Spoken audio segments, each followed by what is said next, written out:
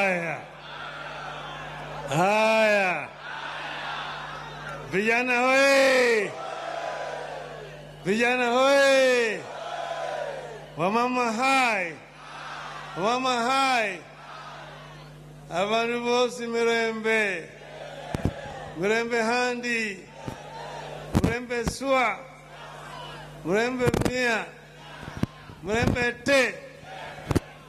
Asanteni sana.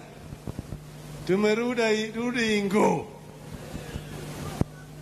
Naleta salamu nyingi sana toka kwa ndugu yangu Mheshimiwa Uhuru Muigai Kenyatta. Mnapokea? Mnapokea? Aliniambia nikifika Kakamega nilete salamu zake. Mnakumbuka mara ya mwisho tulikuwa hapa siku ya Mashujaa Day. Si mnakumbuka? Ile 2018 tulikuwa na mgeni hapa mashuhuri alikuwa anaitwa Rais Geingob kutoka kule Namibia. Si mnakumbuka? Akaita mimi na Uhuru pale. Akashika mkono yangu na Uhuru. Akatushukuru kwa yale ambayo tulifanya ya handshake. Na kasema alikuwa na speech ya kusoma, lakini sasa amewacha kusoma hiyo speech. Amesema tu mambo ya handshake imemfurahisha yeye. Handshake imemfurahisha ulimwengu mingi zaidi. Juzi nilialikwa huko Togo niende usaidia wao vile wanaweza kupata handshake na upinzani huko.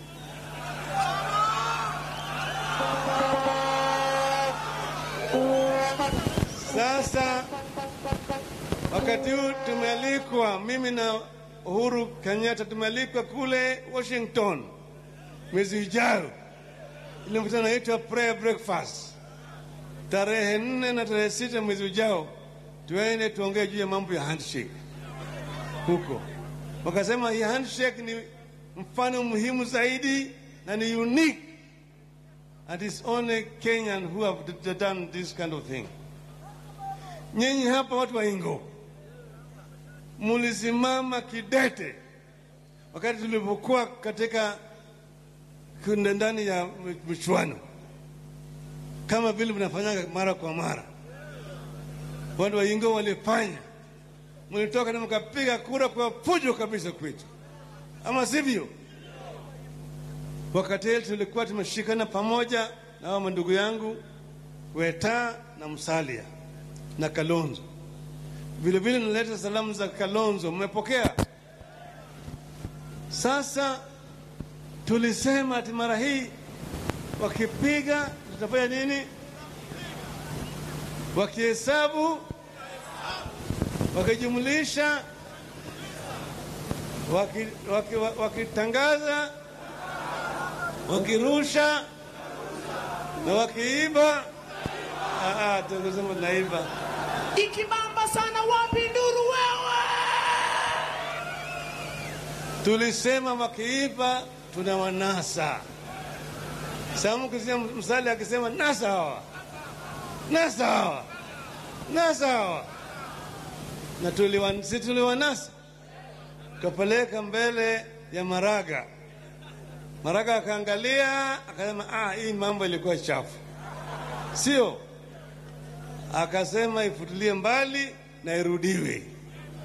Na tukasema basi kabla tujarudia tusafishe kiwanja, tutoe ile miba, tutoe ile mawe, tung'oe visiki, tuzimbe mahandaki ili kiwanja iwe laini.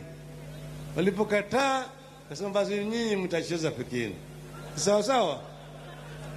Si sasa kimbia peke yao. Nimesikia mtu mwingine anasema ati sisi tulishinda. Kama wewe unakimbia peke yako, umeshinda nani? Yule mchawi ambaye ukimbianga usiku piti anashinda nani? Anashinda mtu. Sasa baadaye tukasema wakiapisha walienda Kasarani, sio? Sisi tukaenda wapi? Simuliona mimi Raila Amolo. Simuliona kusema kama mbaya ni nini, kama mbaya ni nini. Lakini sasa nyumaye sisi tukakuja na tukapiga tamsi. Maana yake mnajua, mbeleni hapo pokuwa mimi nimeenda Amerika, wakati mimi narudi tarehe 17 ya Oktoba, kabla hiyo tarehe 26 hiyo, kutoka huko Embakasi mpaka town ilichukua sisi masaa 3 tukipigana na matiagas na ile maji ile ambayo inawashawasha, na vijana walisimama videte. Nakumbuka tukafika, tukasema mpaka tutafika Uhuru Park. Tulifika, tukufika, lakini tulipofika pale tulikuwa tumepoteza watu wetu 18 ambao walikuwa wamepigwa risasi. Wengine walikuwa na risasi mikono yao, wengine msikali hapo kwenye kifua na kadhalika. Na hiyo imekuwa vile vile 2013, 2007, 2008 ilikuwa namna hiyo, hata 97, hata 202, hata 92. Sasa tukakuja tukapiga tamsi. Maana tukaona tumekuwa kwa hizi uchaguzi mara mingi na kila mara inakuwa namna hii. Sasa wewe utakuwa wewe ni mjinga kama unafanya kila kitu kila mara kwa mara namna hiyo na unarudia. Ndio tukarudi nyuma tukasema tutafute mbinu kupata suluhisho ya kudumu juu ya hii shida hizi. Ndio tukasema sasa, wakisema nataka tuongee, nikasema tuongee, lakini tuongee wale watu ambao walikula kiapo. Sawa sawa? Sawa sawa.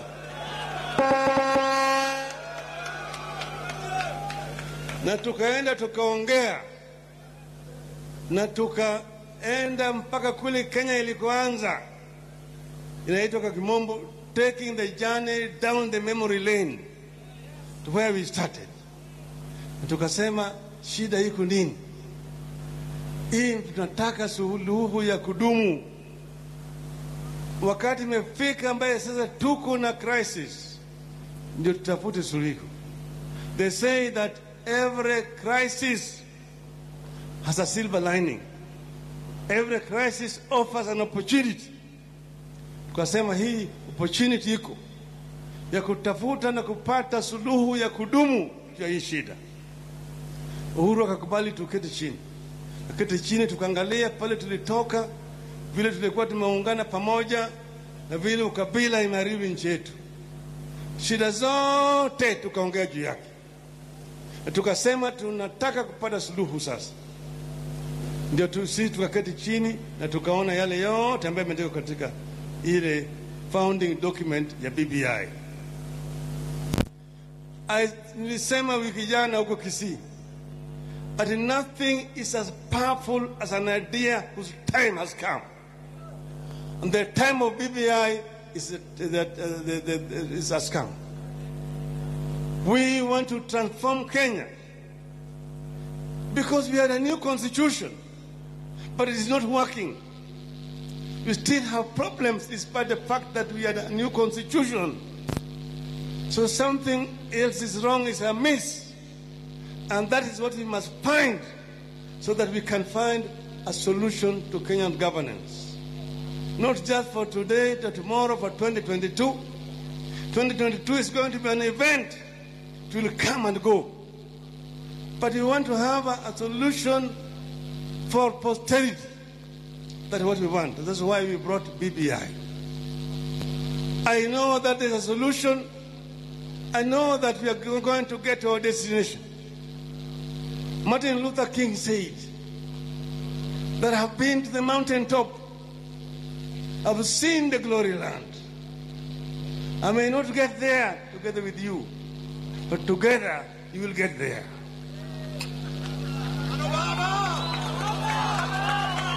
I have seen the glory land. What I'm doing with Uhuru, we are doing it for posterity for this country. It is not for Raila Odinga. Raila Odinga does not have to be the president of Kenya. But Kenya must have a good president. There must be structures that will ensure that the Kenya is being governed in a responsible manner. We are able to transform this country, to remove Kenya from poverty to prosperity. I just came from China last week. Nilikuwa China wiki mzima. Wa China sasa wanafanana na Amerika.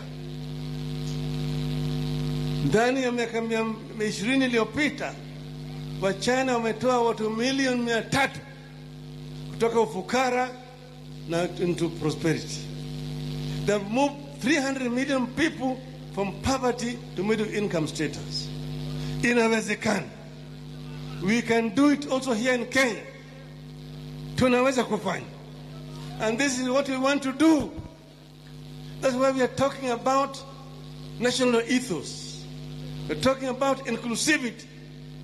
We're talking about shared prosperity. We are talking about divisive elections. So you must look at BBI in totality, not singly.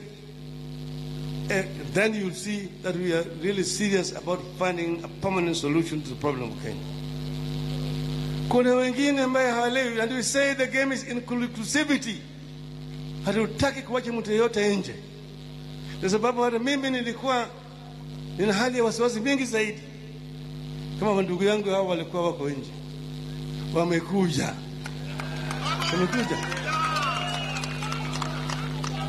Kuna watu wengine ambaye kila mara wanasahau. Wanakuwa kama yule mnyama. Ambaye usahau mara kwa mara. Unamjua hiyo mnyama? Anaitwa ngiri, sio? Wao ndio walisema ati katiba ni mbaya, tusipitishe. Sasa nasema hakuna kitu mbaya na hii katiba, iendelee, tuendelee nayo. Tunaelewa sawa? Tunaelewa? Sisi tunataka kupigana na ufisadi, ili pesa ambayo inaingia kwa mfuko ya watu binafsi, ambayo kila mara natembea nayo kwa magunia kwenda kwa makanisa kutoa kila Jumapili, pesa ile kwa mfuko ya serikali isaidie vijana kupata kazi. Si inawezekana? Mimi nauliza nyinyi, mko tayari? Abenga, mko tayari? Mko tayari? Mko tayari? Nione kwa mkono. Nikisema harambee, semeni BBI. Harambee! Harambee! Harambee! Asante sana. Asante sana Your Excellency. Ningeomba viongozi wamesimama ili wampatie nafasi kinara wetu mpendwa nafasi ya kuondoka kwenye jukwaa. Asante.